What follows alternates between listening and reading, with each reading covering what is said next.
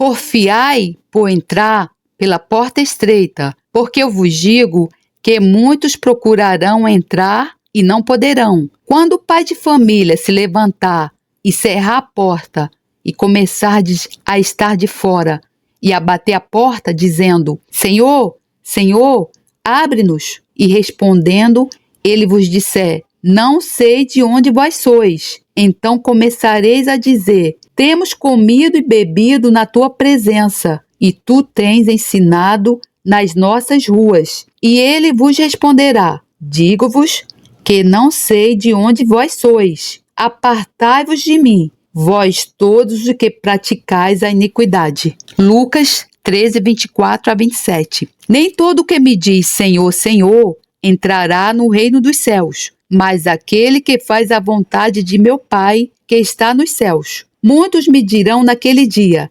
Senhor, Senhor, não profetizamos nós em teu nome? E em teu nome não expulsamos demônios? E em teu nome não fizemos muitas maravilhas? E então lhes direi abertamente: Nunca vos conheci. Apartai-vos de mim, vós que praticais a iniquidade. Mateus 7, 21 a 23.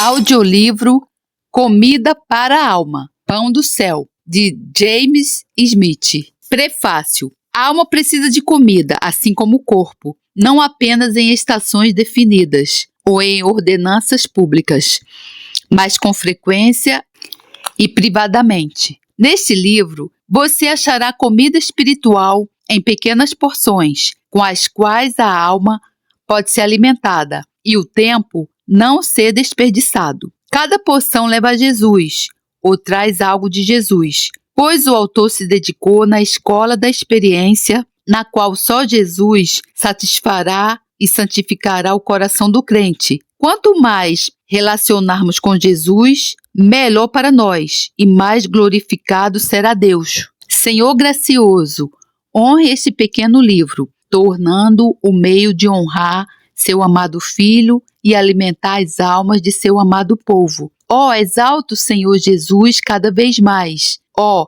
que nos tornemos mais como Jesus dia após dia. Espírito Santo, use esse audiolivrinho para tal propósito, tão grande e glorioso. Amém. Vosso Pai Celestial sabe. Mateus 6,32. Sim, crente, seu Pai Celestial sabe os pensamentos que o incomodam, as necessidades que o oprimem, os pecados que te entristecem, os inimigos que se opõem a você, as provações em sua casa que te angustiam, os problemas financeiros que te desnorteiam, os nervos quebrados que te alarmam e as tristezas complicadas que te derrubam. Ele sabe, pois ele é Deus. Sabendo, ele simpatiza com você, pois ele é o seu Pai. Sendo cheio de simpatia paterna, ele vai fortalecê-lo, confortá-lo e, em última análise, livrá-lo. Se ele me provasse, seria como ouro. Jó 23:10.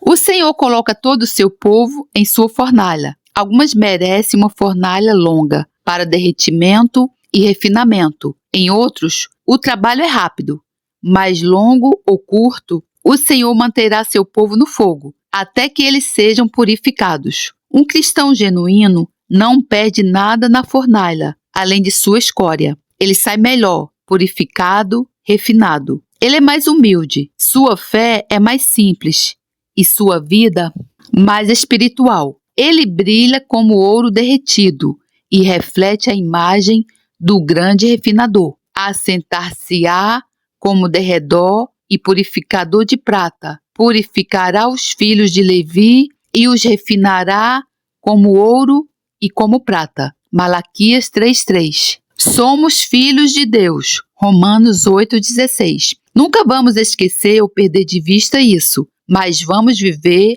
caminhar e agir com a certeza de que eu sou filho de Deus. Ele me conhece e sabe tudo sobre mim. Ele me ama e me ama com o mesmo amor com o qual ele ama seu único filho. Ele se importa comigo e por ele se importar comigo, eu não devo estar ansioso por nada. Ele está comigo e nunca me colocará fora de sua vida ou fora do alcance de sua mão. Ele nomeia minha porção diária e vai decretar tudo para o meu bem-estar eterno.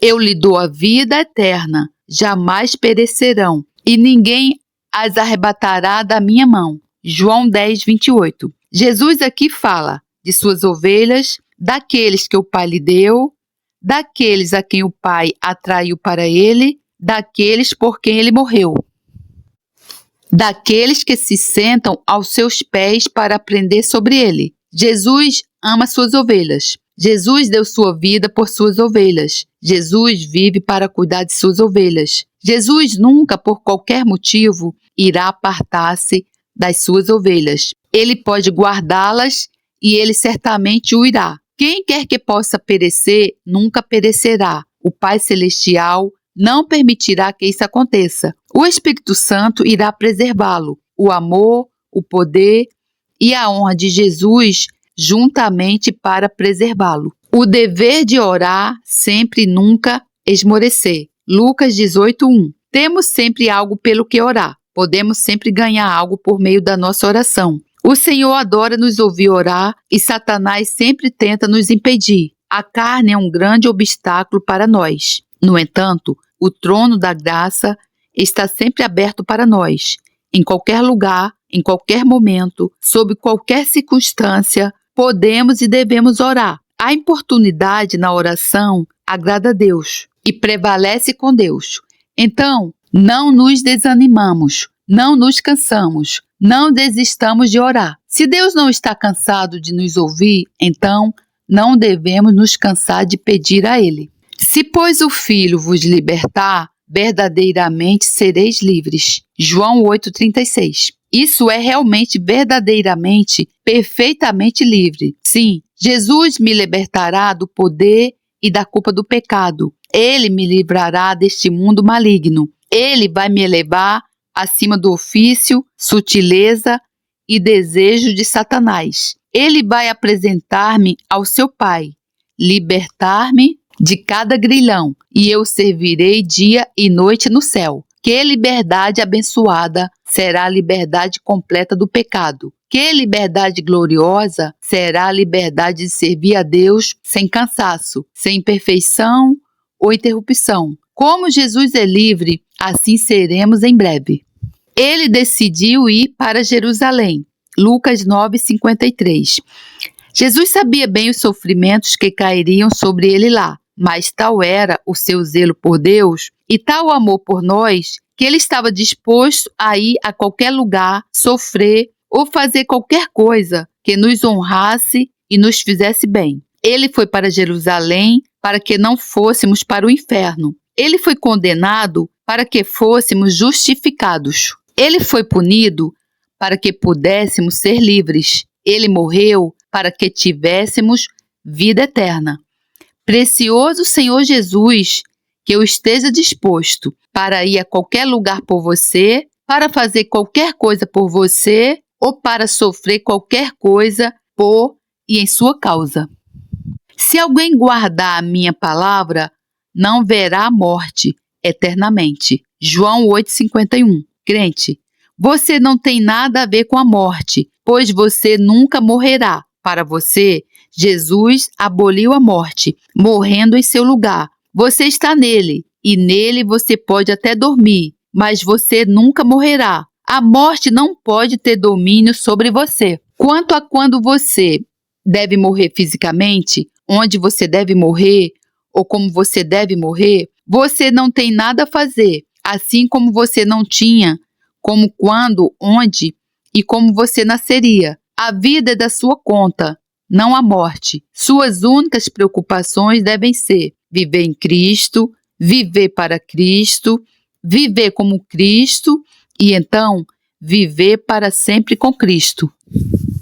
Fica conosco, porque é tarde e o dia já declina. Lucas 24:29. Assim disseram os discípulos quando Jesus estava prestes a deixá-los. E assim devemos dizer se verdadeiramente sentimos a doçura de sua presença. Quando Jesus vem e se manifesta, Quando Ele atrai nossas almas para uma doce comunhão com Ele, mesmo então, nós desfrutamos de um céu na terra. Nossos corações brilham com gratidão e queimam com amor. Estamos cheios de alegria e não tememos nada tanto quanto Ele nos deixando. Então, clamamos, fique conosco. Precioso Senhor Jesus, venha visitar minha alma, revelar sua glória, derramar seu amor em meu coração, atrair-me para a comunhão mais próxima e doce consigo mesmo. Meus olhos viram sua salvação. Lucas 2:30. Assim disse Simeão quando viu a criança Jesus. Sim, Jesus é a salvação de Deus, e tudo o que é necessário para salvar um pecador deve ser encontrado nele. Seu sangue para nossos pecados, sua justiça nos justifica. Seu Espírito santifica nossos corações. Seus preceitos direcionam nossos passos. Suas promessas confortam nossas almas. A paz dele mantém nossas mentes. A intercessão dele protege nossas vidas. Seu poder domina nossos inimigos. A providência dele supre nossas necessidades. Sua beleza é o banquete para as nossas almas. Jesus é suficiente. Jesus é tudo. Feliz pecador, espere o Senhor até ver a salvação de Deus, Jesus. Ele está consolado. Lucas 16:25. Lázaro tinha pouco conforto na terra, mas ele tem muito no céu. O desconforto que ele sofreu aqui deve fazer seu conforto lá 10 vezes mais doce. Como foi com ele, assim será conosco. Não faltará conforto por muito tempo. Temos muito que nos confortar agora, mesmo em nossas piores provações, mas o melhor ainda está por vir. O Deus de todo conforto, que envia gotas de conforto agora, logo nos chamará para entrar nas torrentes da plenitude de sua alegria para sempre. O choro pode durar uma noite, mas a alegria vem pela manhã. Logo nossos sofrimentos e tristezas acabarão para sempre, e lhes enxugará dos olhos toda lágrima, e a morte já não existirá. Já não haverá luto, nem pranto, nem dor. Apocalipse 21:4. Ele me abriu os olhos. João 9:30. Quando Jesus abriu meus olhos, eu vi o pecador vil que eu era. Eu vi o perigo em que me encontrava. E eu vi o glorioso Salvador que Ele é. Quando vi sua beleza pela primeira vez, pensei que nunca tiraria os olhos dele. Quando provei pela primeira vez que Ele era gracioso, imaginei que nunca perderia o prazer. Quando senti pela primeira vez que Ele era precioso para minha alma, pareceu-me que eu nunca valorizaria mais nada. Abençoado Jesus, você abriu meus olhos, caso contrário, eles teriam permanecido fechados para o perigo em que me encontrava e para sua beleza e salvação. Não temos pão. Marcos 8:16. Podemos estar piores do que os discípulos estavam? Eles não tinham pão, mas tinham Jesus com eles, e ele supria todas as suas necessidades. Assim também, Jesus é tão presente conosco. Como ele estava com eles, e ele ama e cuida tanto de nós, quanto ele amou e cuidou deles. Sua mão não está fechada, nem sua orelha está tampada. Nenhum de seus discípulos morreu de necessidade e nem nós iremos. Ele nos leva a julgamentos, problemas e aflições para nos provar, para ver se agimos com fé e para quem corremos para refúgio. Cada uma de nossas necessidades diz: fale com Jesus, ele vai ouvi-lo, ele irá ajudá-lo. Sabemos que todas as coisas cooperam para o bem daqueles que amam a Deus. Romanos 8:28. Que todos os meus severos julgamentos e problemas devem cooperar para o meu bem? Sim, mas eles não são bons sozinhos, mas apenas em conexão com todas as outras coisas. Momentos dolorosos e agradáveis, alegres e penosos, de ganhos e perdas, de vitórias e derrotas, trabalham juntos. E Deus supervisiona o trabalho de todos esses momentos, de modo a garantir nosso bem e prevenir nossa queda. Deus visa o nosso bem real e duradouro em tudo o que Ele faz e em tudo o que Ele permite. Ele não faz nada, nem permitirá que nada seja feito que nos afete. Por isso, imagine o quanto iremos abençoá-lo e louvá-lo quando vermos toda a luz de sua glória. Acaso deve ele recompensar-te segundo tu queres ou não queres? Acaso deve ele dizer-te, escolhe tu e não eu? Jó 34:33. Assim, o Deus infinitamente sábio nos atrai. Atrai suas pobres criaturas tolas. Somos tolos porque queremos nosso próprio caminho. Queremos esculpir nosso próprio destino. Mas Deus nos ama muito para nos permitir fazer isso. Ele desenhou o plano de nossas vidas. Ele marcou os caminhos que devemos trilhar. Ele fixou os limites da nossa habitação. Ele numera os cabelos da nossa cabeça. Ele previne o mal para garantir nosso bem espiritual e eterno. Isso ele nos disse em sua palavra, e ainda não estamos satisfeitos. Mas deve ele recompensar-te segundo tu queres ou não queres? O Senhor esquadrinha todos os corações. 1 Crônicas 28:9. O Senhor vasculha meu coração. Sim, Ele está vasculhando meu coração neste momento. Ele sabe cada motivo, cada pensamento, cada propósito. Ele sabe o pior de mim. Por isso é impossível enganar ou esconder qualquer coisa dele. Não deveria eu, então, ter muito cuidado para não criar qualquer ídolo em meu coração ou encorajar qualquer pensamento ou motivação que eu saiba ser desagradável para ele? Não deveria eu ser muito franco e verdadeiro em minhas confissões de pecado, especialmente dos pecados do meu coração? Ó Senhor, limpe meu coração com o sangue do seu Filho amado, Jesus Cristo. Ó Deus, fortaleça minhas mãos.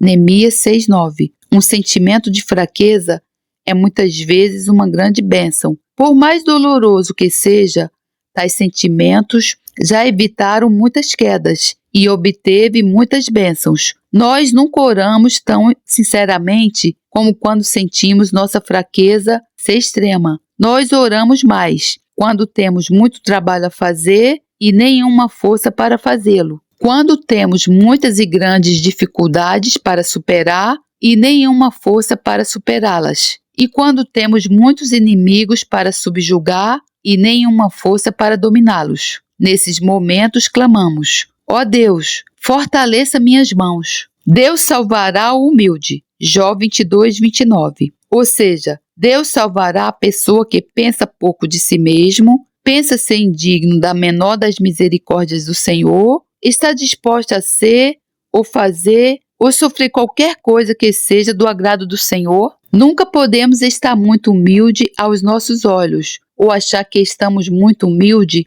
diante do trono do Senhor. Orgulho é o nosso túmulo. Nada nos torna tão infrutíferos, tão infelizes ou tão desagradáveis para os outros como orgulho. Se o Senhor nos humilhar, então Ele nos salvará. Sim, nossa humildade é parte de nossa salvação. Ele salvará os humildes de cada problema avassalador, de cada inimigo insultante e da morte eterna. Bem-aventurado é o homem a quem Deus disciplina. Jó 5:17. Feliz não porque ele precisa de correção, mas porque Deus o ama tanto a ponto de corrigi-lo. A correção vem de um pai, a punição de um juiz. Quando somos corrigidos, Deus lida conosco como filhos, pois que filho há que o pai não corrige? Quanta correção precisamos? Quantas vezes nosso pai tem que usar a vara da correção? Às vezes, ele usa a vara em nosso corpo, às vezes em nossa alma, às vezes em nossa família e às vezes em nossas propriedades. O que mais valorizamos, ele frequentemente golpeia primeiro, mas ele nunca nos corrige sem que haja uma razão para isso.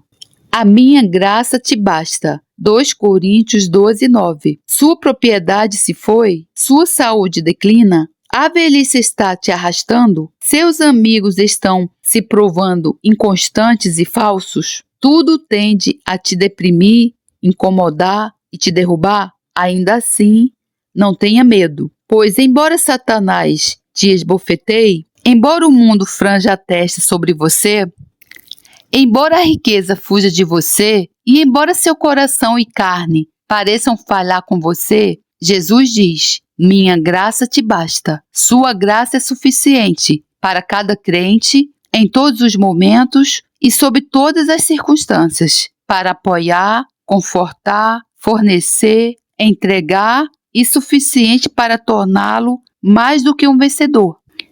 O que eu faço, não o sabes agora, compreendê-lo-ás depois. João 13:7. O Senhor muitas vezes parece continuar seu trabalho no escuro. Na providência e graça, Ele trabalha, mas muitas vezes não podemos entender seu projeto. A razão está perplexa. Todos os nossos esquemas estão confusos e nossa fé parece cambaleante. É como se o Senhor dissesse: confie em mim e você vai achar minha palavra verdadeira. Espere meu tempo e você verá que está tudo bem. Confie em mim, pois eu nunca vou falhar com você. Deixe o assunto comigo, pois eu sou mais sábio do que você. No futuro, ficará claro não só o que eu faço, mas porque eu faço o que faço e você me louvará por isso.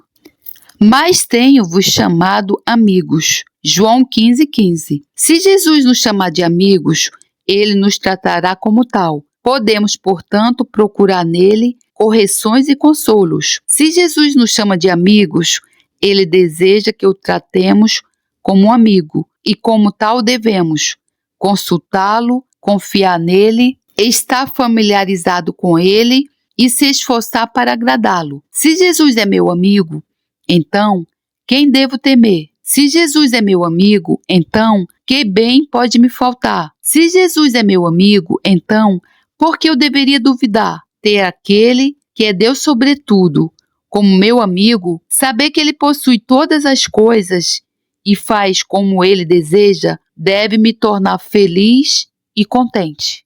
A minha alma tem sede de Deus. Salmo 42:2. Uma alma santificada foca em Deus, pois a alma, tendo tudo o que quer sem Deus, não pode ser feliz. Saúde, riqueza ou honra são insuficientes para satisfazê-la. Ainda haverá sede de Deus. Sentir sua presença, desfrutar de um senso de seu favor e viver em estreita comunhão com Ele, satisfará a alma. Também não desfrutaremos de satisfação perfeita até que sejamos livres do pecado e cheios de santidade, olhando para as suas glórias, caminhando em sua luz e bebendo o rio de seus prazeres. Minha alma, que nada te satisfaça além de Deus. Tu me amas? João 21:17. Minha alma, Jesus lhe pergunta: você me ama? Você me ama mais do que o pecado, mais do que o mundo, mais do que a si próprio,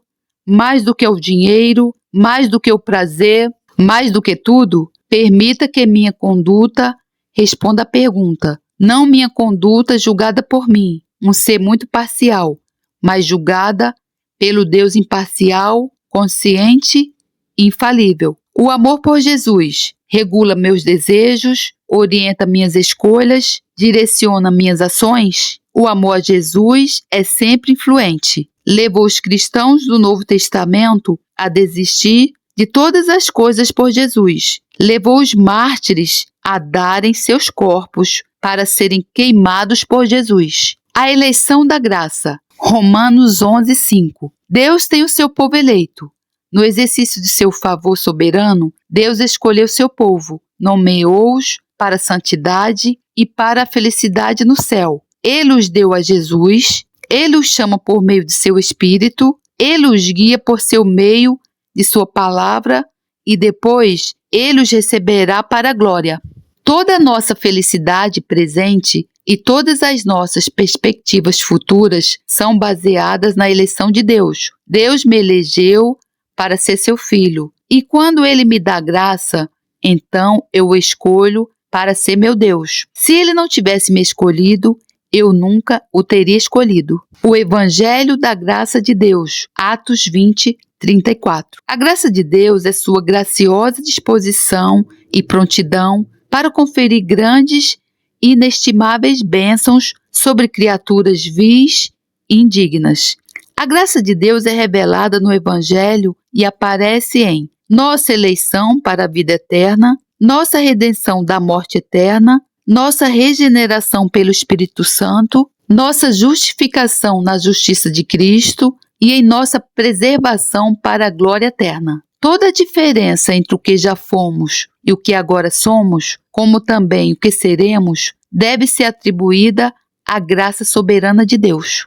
Tendo ele chegado e vendo a graça de Deus, alegrou-se e exortava a todos a que com firmeza de coração permanecessem no Senhor. Atos 11, 23.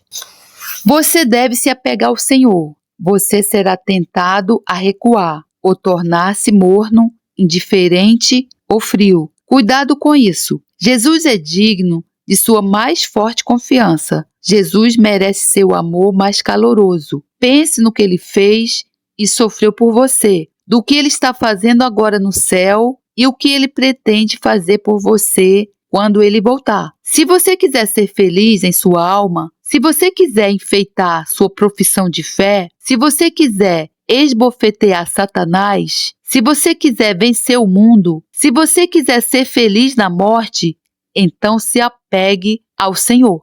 Simão, tu dormes. Marcos 14, 37. Aqueles que são os mais prontos para prometer são muitas vezes os primeiros a falhar. Daqueles que mais esperamos, muitas vezes recebemos menos.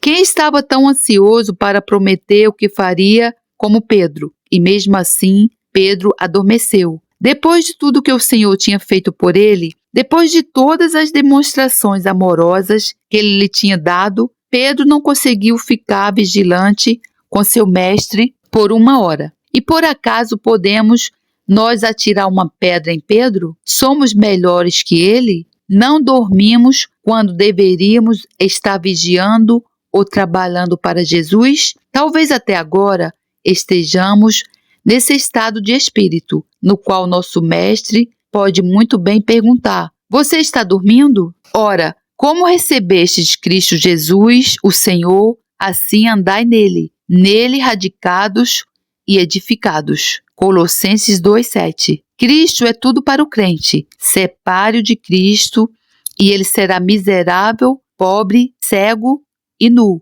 O que o solo é para a planta, Jesus é para a alma. Devemos permanecer nele, extrair todo o nosso alimento dele, estar enraizado nele, ou não seremos frutíferos.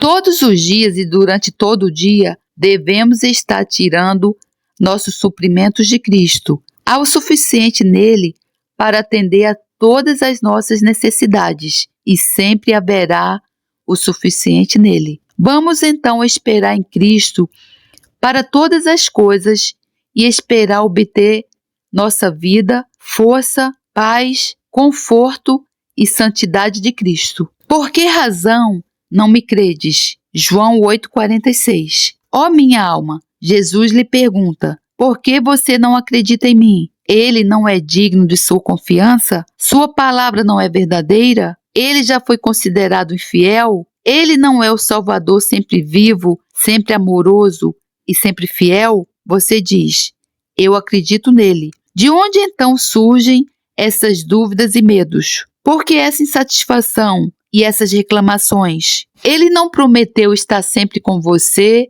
gerenciar todos os assuntos para você e que faria todas as coisas cooperarem para o seu bem? Confie nele e jogue todas as suas preocupações nele. Clamarei ao Deus Altíssimo. Salmo 57, 2. Davi estava em apuros, em grande perigo e cheio de medos. Mas este era o seu propósito: clamarei ao Deus Altíssimo. Não podemos fazer melhor do que imitá-lo. Nosso Deus está próximo. Ele é capaz de nos livrar. Ele está disposto a nos livrar. Ele está pronto para nos ajudar. Podemos clamar a Ele, pois Ele nos permite fazer isso.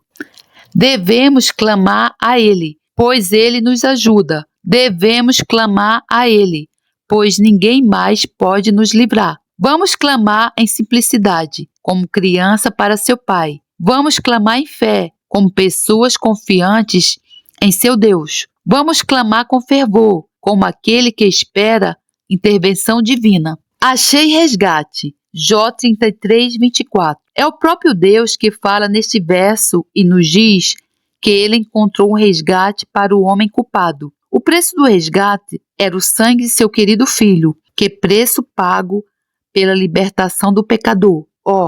Que preço pago pela salvação do pecador. Eu sou do Senhor. Por quê? Porque ele me comprou com o sangue de seu filho. Jesus fez a expiação. E agora, Deus e nós somos um. Estamos reconciliados. Estamos em paz. Deus nos terá para si, custe o que custar. Deus queria reconciliar-nos com Ele. E pelo sangue de seu Filho e pela operação de seu Espírito, Ele assim o fez, para o louvor de sua graça. Casa de meu Pai. João 14:2. Que bela vista do céu! Quem poderia ser tal anfitrião, senão Jesus? Ele mesmo se entregou. No céu, Ele está preparando moradas para o seu povo. Ele está esperando lá para receber seu povo. Jesus recebe todos que escaparam das labutas e problemas da terra. Em breve, talvez muito em breve, Ele vai me receber. Como me sentirei quando entrar na casa do meu Pai? O que verei na casa de Deus, na mansão familiar dos santos, no local de moradia de Jesus? Ele sabe o meu caminho.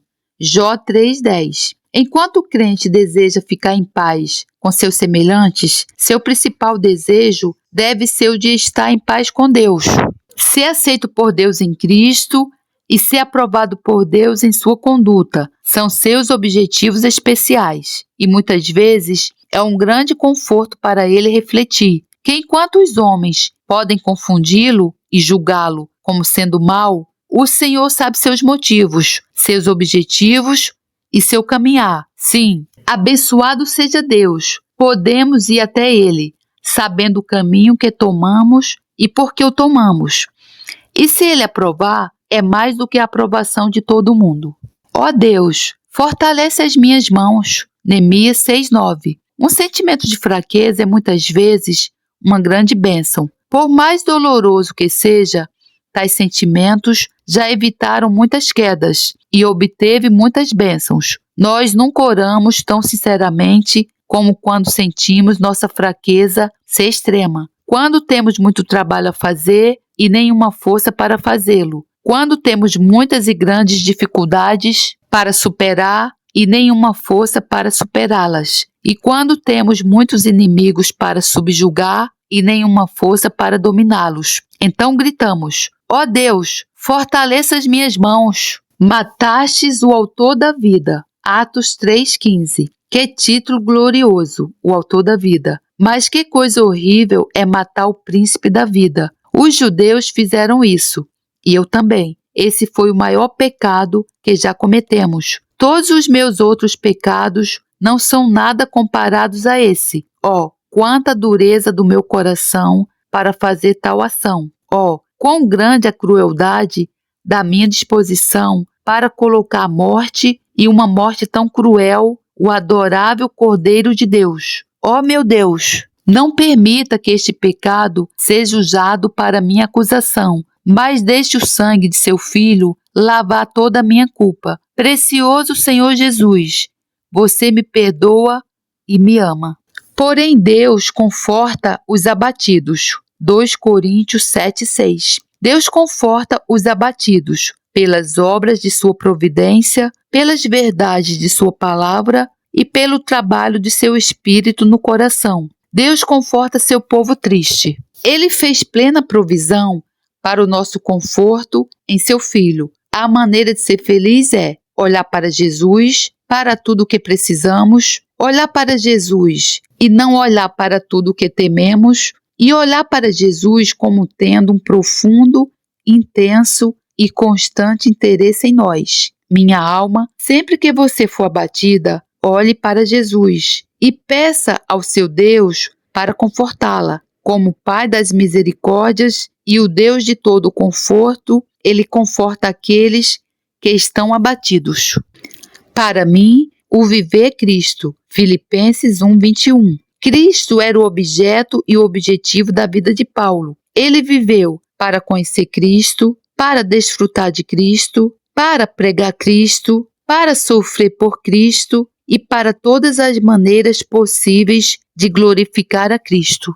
Ele começou sua caminhada com Cristo, ele continuou com Cristo e ele morreu com Cristo. Ele nunca se afastou do caminho, nem nunca parou de olhar para o alvo. Minha alma, Jesus é a sua vida? Você está vivendo para aprender dele, para amá-lo, para apreciá-lo, para publicar sua fama, para sofrer por ele e em todos os sentidos para glorificar a ele? O Espírito de Deus habita em vós. 1 Coríntios 3,16. A habitação do Espírito é o coração do crente. Ele mora em nós, como luz, revelando nosso verdadeiro estado e condição, como uma fonte de água viva, produzindo desejos sagrados, com orações sérias e anseios ardentes de ser como Cristo, e com Cristo para sempre, e como nosso verdadeiro amigo, ajudando em nossas enfermidades, nos ensinando a orar e nos consolando. Um príncipe vivendo em uma casa de camponês não é uma comparação adequada para representar a humildade do Espírito em habitar no coração de um crente. Tão certo quanto o Espírito habita em nós, nós iremos habitar com Cristo. Vence o mal com o bem. Romanos 12:21. Essa é uma lição difícil para um coração orgulhoso. O orgulho sempre clama pelos seus direitos e se ressente de tudo que exige o exercício da paciência e do amor. A principal graça do cristianismo é o amor. O amor é tudo subjugante. O amor é um fogo que derrete, mas nunca queima, subjuga, mas nunca fere, e conquista, mas nunca se gaba. Não sei de nada que seja tão necessário na Igreja de Deus do que o amor. Isso reunirá os crentes e depois os manterá juntos, todos os membros dispersos do rebanho de Cristo. Era um bom homem. Atos 11:24. Um bom homem é um piedoso, dedicado a Deus, que carrega a imagem de Deus e que respira o Espírito de Deus. É um homem parecido com Cristo, tendo o temperamento e a disposição de Cristo e que imita sempre o exemplo de Cristo. Ele não é apenas um bom homem, mas generoso. Ele não é apenas honesto, mas gracioso. Ele não é apenas fiel, mas gentil. Ele não é apenas verdadeiro, mas misericordioso. Um bom homem tem um bom temperamento e chora diariamente por causa de seu mau temperamento, quando este aparece. Ele faz o bem ou lamenta pelo que não faz. Ele deseja fazer tudo de bom e ora por seu bem-estar eterno. Filipe anunciou-lhe a Jesus. Atos 8:35. Jesus deve ser pregado nos púlpitos e nas ruas, para os pecadores, para que possam ser salvos, para os que o procuram, para que possam ser feitos felizes, e para os crentes, para que eles possam ser santificados e dedicados a Deus. Pregar Jesus é a porteira de Deus para a salvação das almas e é o instrumento pelo qual o Espírito trabalha em nosso consolo, dedicação e santificação. Não importa o que pregamos, se não pregarmos Jesus. Deus não trará fruto a tal pregação. Pecadores não serão felizes, nem santos serão úteis e separados do mundo. Cristo deve ser pregado por todos que o conhecem, cheio de graça e de verdade. João 1,14. Jesus é cheio de graça, e a graça que ele tem pelo seu povo. Minha alma, Jesus tem graça por você. Vá até ele hoje e busque a graça dele para subjugar suas corrupções, para espiritualizar seus afetos, para governar seu temperamento, para governar sua língua, para permitir que você em todas as coisas copie seu exemplo brilhante e bonito. Jesus é cheio de verdade. Todas as sombras da lei encontram sua substância nele. Todas as promessas da Bíblia são confirmadas nele. Todas as grandes verdades do Evangelho são encontradas nele e somente nele.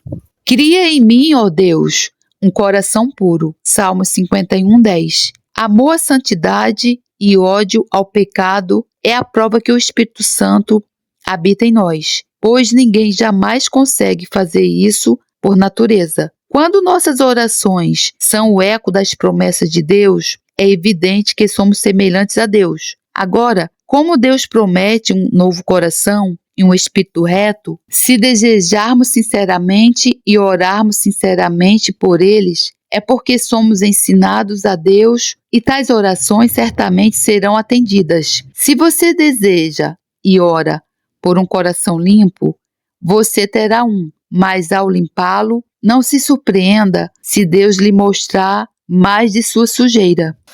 Boas novas, Isaías 49. Quem manda essas boas notícias? Nosso Pai Celestial. E quais são essas boas notícias? Ele está pacificado conosco, em paz conosco, pois Ele colocou seu amado Filho como iniquidade por nós. Jesus pagou para sempre nossos pecados pelo sacrifício de si mesmo. Deus perdoou todas as nossas transgressões. Ele agora é todo amor para com seu povo redimido, puro e perfeito. Ele nos ama com toda a força de sua natureza infinita. Tudo o que Ele faz é porque Ele ama, e tudo o que Ele permite é o efeito de seu amor. Ele cuida de nós, nos ouve e está sempre pronto para nos fazer bem. Neste momento, seu coração amoroso está sobre nós.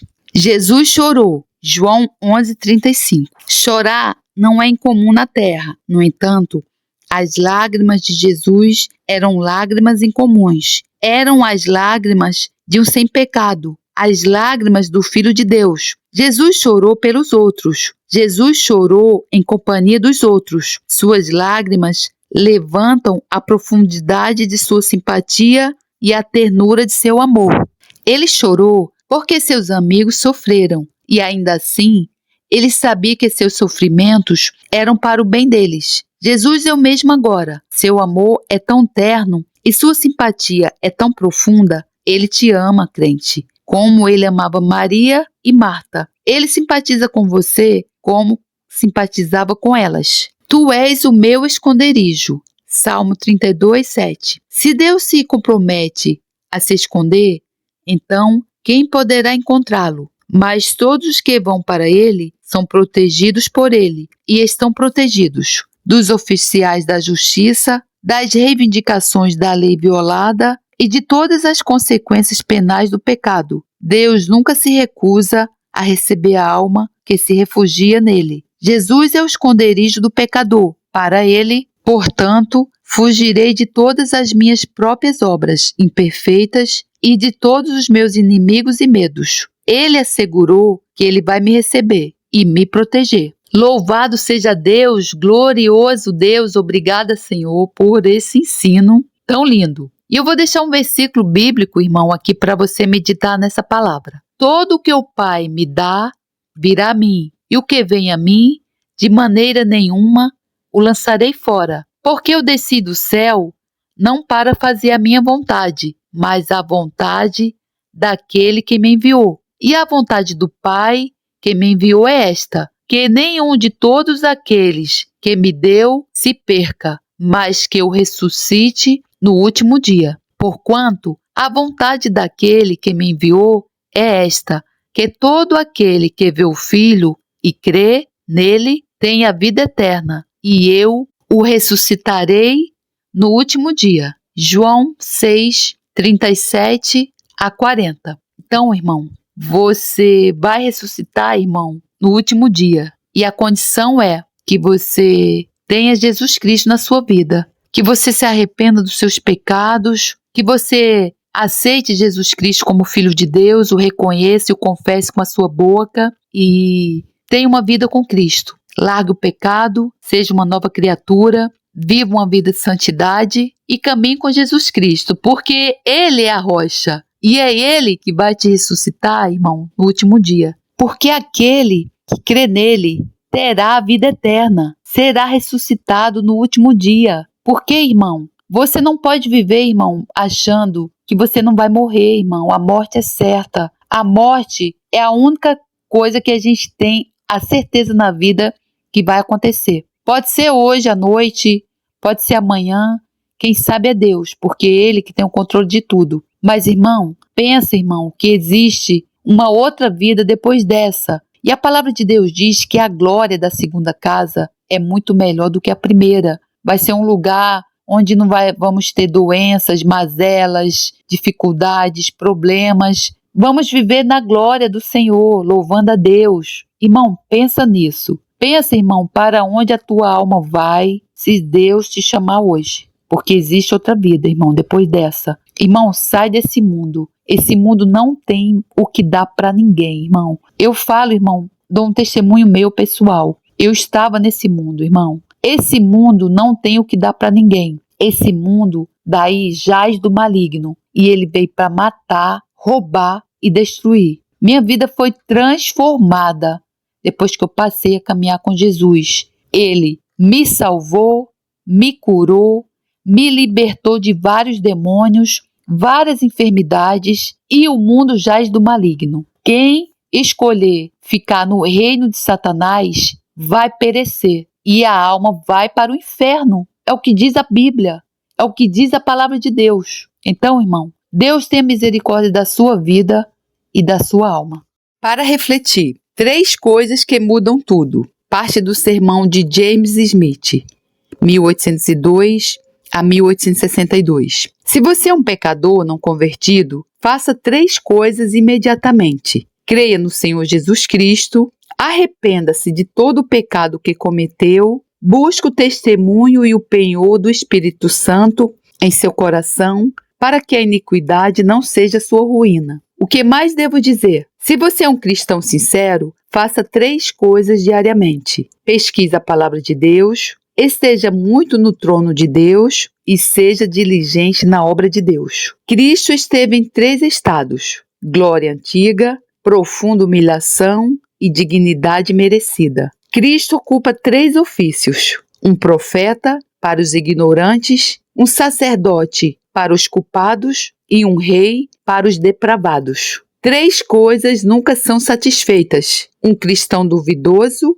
um homem que ama o dinheiro e o homem que busca prazer fora de Cristo. 3 coisas provam que um homem é cristão: adorar a Deus em espírito e em verdade, regozijar-se em Cristo Jesus em qualquer situação e não ter confiança na carne. 3 coisas fazem o inferno: a ira de Deus, as picadas de uma consciência culpada e o desespero final. Os pecadores perdidos são como Satanás em 3 coisas: sua natureza, seus amores e seu fim. Há 3 coisas que resistirão à prova de fogo: fé genuína, a palavra de Deus e um cristão verdadeiro. Há 3 coisas que não podem ser removidas: a Igreja de Deus, a aliança da graça e o reino que recebemos. Há 3 coisas que permanecerão: a casa construída sobre a rocha, o propósito de Deus e o reino do Messias. Há 3 coisas que devem cair: o orgulho dos homens, o reino do diabo e a causa do erro. Há 3 coisas que me deleitarão eternamente: ser cheio de santidade, ser empregado em louvar a Jeová e ter obtido uma vitória completa sobre todos os meus inimigos. Há 3 coisas que serão eternamente desfrutadas por mim: o amor de Deus, a presença de Jesus e a companhia dos santos. Há 3 coisas que nunca serão ouvidas por mim: Cristo me reprovando, Deus me deserdando e os demônios triunfando em minha destruição eterna. Há 3 coisas que compreendem tudo o que desejo: conhecer a Deus e glorificá-lo, ver Jesus e ser como Ele, e estar unido aos santos e ser eternamente feliz. Há 3 coisas que nunca vão me entristecer: que eu fui pobre neste mundo, que preguei o Evangelho completamente e que sou um com Jesus Cristo, levando seu vitupério. Sou herdeiro de 3 mundos: o natural, o espiritual e o eterno. Uma tríplice liberdade me é concedida: da lei de Deus, do reinado do pecado, para fazer uso e desfrutar do Senhor Jesus. Há 3 coisas que eu deveria, muitas vezes, pensar: o que eu fui, o que eu agora sou e o que eu devo ser. Há 3 coisas que não consigo entender: a natureza de Deus, a causa da minha eleição e como a divindade e a humanidade constituem uma pessoa. Há 3 coisas nas quais eu nunca confiaria: meu próprio coração, um braço de carne e minha memória traiçoeira. Satanás tem 3 coisas a esperar: ser decepcionado com sua presa, ser julgado pelos santos e ser eternamente punido por sua iniquidade. Satanás tenta me frustrar em 3 coisas: estragando meus confortos, dificultando minha utilidade e procurando devorar minha alma. Há 3 coisas que são buscadas por mim: conhecer mais do Senhor, viver em paz com todos os homens e santificação completa. Existem 3 coisas que me beneficiam: provação, aflição e oposição. Há 3 coisas que me prejudicam: a facilidade da carnalidade, a bajulação dos falsos mestres e a abundância de pão. Há 3 coisas que nunca serão conhecidas por mim: o olhar severo da justiça e ira divina, a maldição do santo Jeová e o poder da ira de Deus. Há 3 coisas que serão feitas por mim: Deus enxugará todas as lágrimas dos meus olhos, Deus removerá toda causa de dor e tristeza da minha natureza, e o Cordeiro no meio do trono me satisfará eternamente. Há 3 coisas que me esperam: uma coroa de justiça, uma palma da vitória e um trono de glória. Há 3 coisas que estão preparadas para mim: uma fonte para me purificar, uma túnica para me adornar e uma mansão para me receber. Há 3 coisas que eu sei: que em minha carne não habita bem algum, que embora eu estivesse cego, agora vejo e que preciso morrer. Há 3 coisas que eu não sei: o que está diante de mim, como Deus me proverá e o que eu serei. Há 3 coisas que são removidas de mim: o fardo do pecado, a ira de Deus e toda condenação. Há 3 coisas que desejo: os melhores dons, um espírito contrito e humilde e ser cheio de toda a plenitude de Deus. Eu vejo 3 coisas como excelentes eminentemente: o temor do Senhor, um julgamento sólido e Cristo formado no coração como a esperança da glória. Terei passado por 3 mudanças importantes: uma na regeneração, quando passei da morte para a vida; uma na morte, quando minha alma será admitida no céu; e outra na ressurreição, quando meu corpo será ressuscitado poderoso, glorioso e imortal. No fim terei feito 3 aparições: uma vez a escuridão, como o diabo; depois salpicado, com natureza e graça; e depois totalmente puro, mais branco que a neve. No fim terei conversado com 3 classes distintas de seres: homens carnais, cristãos espirituais e o próprio Senhor. E terei andado de 3 maneiras: no amplo caminho da destruição, na estrada da santidade e em Jesus Cristo, o único caminho para o Pai. No fim terei passado por 3 portas: a porta da esperança, a porta do aprisco de Cristo e a porta da morte. Eu tenho recebido 3 leis: a lei da natureza, a lei moral de Deus e a lei do espírito da vida. Terei 3 pais: um pai humano, o diabo e o próprio Jeová. Eu estive e estarei em 3 personagens diferentes: um rebelde vil contra Deus, um pecador suplicante no escabelo da misericórdia e um filho justificado de Deus diante de seu trono. Tenho 3 grandes descansos: um quando o Espírito Santo libertou minha alma, outro quando a morte me libertar desse barro mortal e outro quando Jesus for glorificado em seus santos. Terei ocupado 3 assentos peculiares: de um pecador por natureza, entre os redimidos da igreja pela graça e o trono da glória por um privilégio soberano. Sou ofendido por 3 coisas: o diabo, o mundo e falsos mestres. Sou um homem livre de 3 cidades: o mundo atual, a igreja abaixo e a Jerusalém que está acima. Estou sujeita a uma santificação tríplice, pelo propósito do Pai, pelo sangue do Filho e pelas operações de purificação do Espírito Santo. Fui justificado 3 vezes. Na ressurreição de Cristo, meu substituto, quando por fé recebi sua justiça e quando as boas obras justificaram minha fé diante do mundo. Fui condenado em 3 tribunais e, no entanto, justificado em todos eles: o Tribunal da Consciência, a Igreja de Deus e o Tribunal da Justiça de Deus. Uso uma roupa tríplice: a justiça do Senhor Jesus, as graças do Espírito Santo e a humildade. Eu ocupo um cargo triplo: um profeta na Igreja de Cristo, um sacerdote diante do altar e um rei ungido para reinar com Cristo. Sou formado por 3 homens: corrupção, o homem velho; graça, o novo homem; e o corpo, o homem exterior. Existem 3 coisas que permanecem comigo: fé, esperança e o amor. 3 coisas foram tiradas de mim: a orgulhosa noção de livre-arbítrio, vaidosa vanglória e inimizade a Deus. Há 3 coisas em que me glorio: a cruz de Cristo, meu conhecimento salvador de Deus e o Evangelho eterno. Há 3 coisas que eu não considero que vale a pena ter: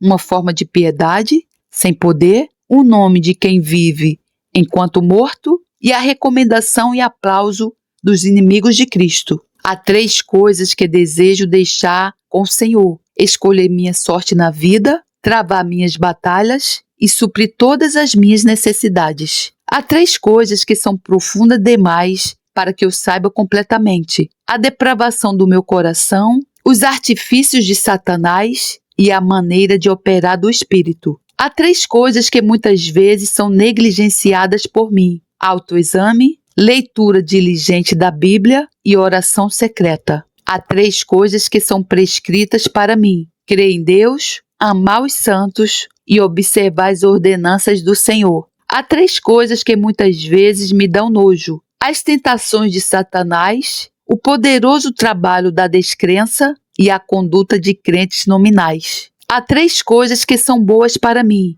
me aproximar de Deus, ser afligido e cantar louvores ao Senhor. Eu odeio 3 coisas: a hipocrisia, a bajulação de amigos e o orgulho de quem se diz mestre. Há 3 coisas que me deleitam: que Jeová é meu Deus, o conforto que Ele me concede e as riquezas da glória que me são apresentadas. Há 3 coisas que muito me agradam: as doutrinas do Evangelho, o testemunho do Espírito e a luz do semblante de Deus. Há 3 coisas que admiro muito: a pessoa do Salvador, as promessas de Deus e os instrumentos que Ele emprega para realizar a sua obra. Há 3 coisas que estão na minha mão esquerda: a concupiscência da carne, a concupiscência dos olhos e a soberba da vida. Há 3 coisas que estão na minha mão direita: Satanás para resistir a mim, o Senhor Jesus para me salvar e meu próprio coração se fixando nas coisas de cima. Há 3 coisas que estão diante de mim: morte, perfeita conformidade com Jesus e glória eterna. Há 3 coisas que estão atrás de mim: uma vida perversa, uma lei violada e o poço da destruição. Ainda há 3 coisas que tenho certeza: um caminho difícil, experiências de mudança e segurança finalmente. Há 3 coisas que pretendo diariamente: exaltar a Cristo, glorificar a Deus e levar os pecadores ao arrependimento. Há 3 coisas que eu ponho sob meus pés: preconceito infundado, distinções vãs e justiça própria. Há uma libertação tríplice que é efetuada para mim: do domínio do pecado, do mundo maligno atual e do meu destino merecido. Há 3 coisas que o Senhor observa e aprova em mim: a obra da fé soberana, o trabalho do amor e a paciência da esperança em nosso Senhor Jesus Cristo. Há 3 coisas que me são prometidas: tribulação no mundo, força suficiente em Jesus e vida eterna no final do meu curso. Há 3 coisas que são especialmente necessárias para mim: praticar a justiça, amar a misericórdia e andar humildemente com meu Deus. Há 3 coisas que devem ser mantidas firmes por mim: a palavra da verdade, minha confiança em Deus e minha profissão do Evangelho. Há 3 coisas que devem ser renunciadas por mim: opiniões preconcebidas, sabedoria mundana e religião natural. Há 3 coisas que são motivo de alegria para mim: a conversão dos pecadores, que meu nome está escrito no céu, e a glória que me será dada na aparição de Jesus Cristo. Há 3 coisas que temo por mim: uma dura cerviz, um coração duro e um espírito presunçoso. No entanto, há 3 coisas que podem ser vistas em mim: a força de Cristo, a graça de Deus e a santidade do Espírito. Há 3 coisas que me caracterizam: fraqueza, pobreza e pecaminosidade. Existem 3 coisas que seriam muito úteis para mim: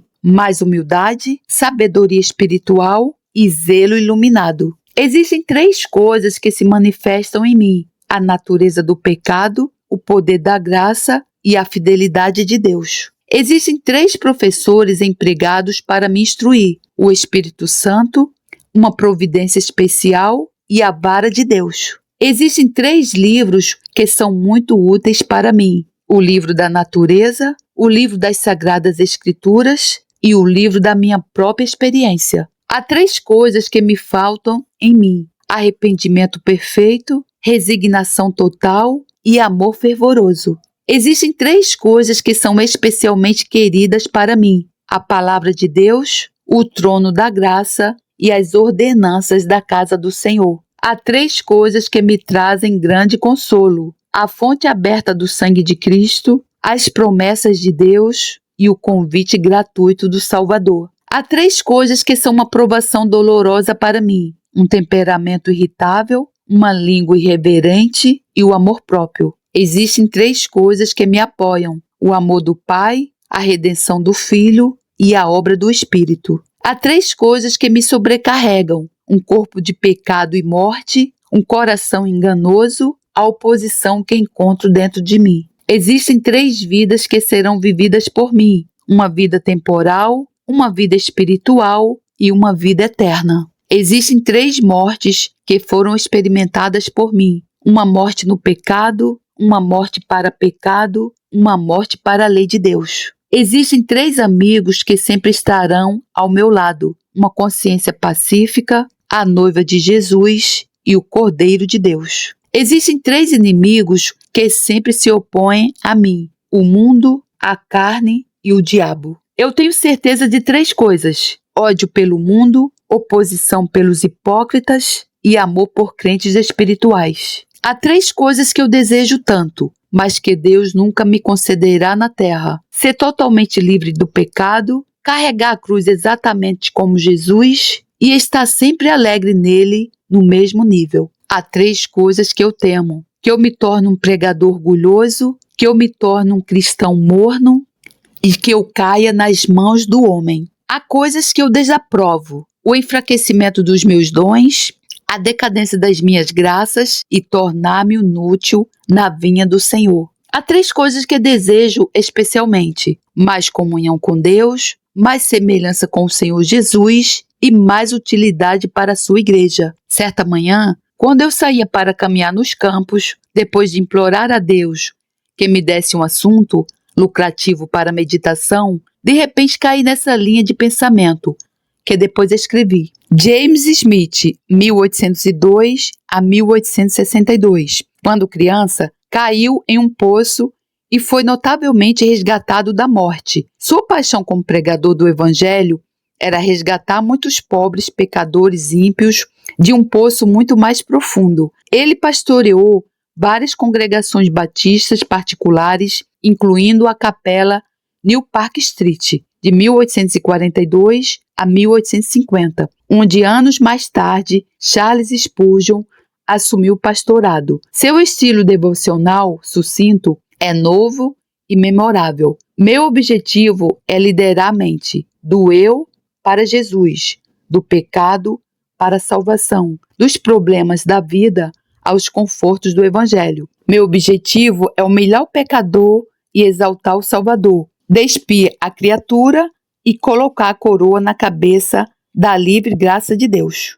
E ao nosso Senhor Jesus Cristo, profunda honra, e esplendorosa glória ao Rei de todos os tempos, Deus único, imortal, invisível, sempre e sempre. Amém. Glórias a Deus, louvado seja o meu Senhor, que a graça do Senhor Jesus Cristo, o amor de Deus e a comunhão do Santo Espírito estejam com todos vocês. Amém. Come to me, you weary one, and I will give you rest. I will give you rest.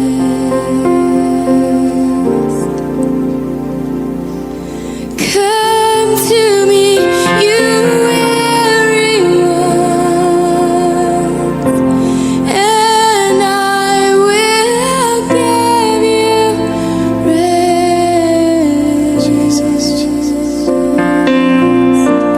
I will give you rest.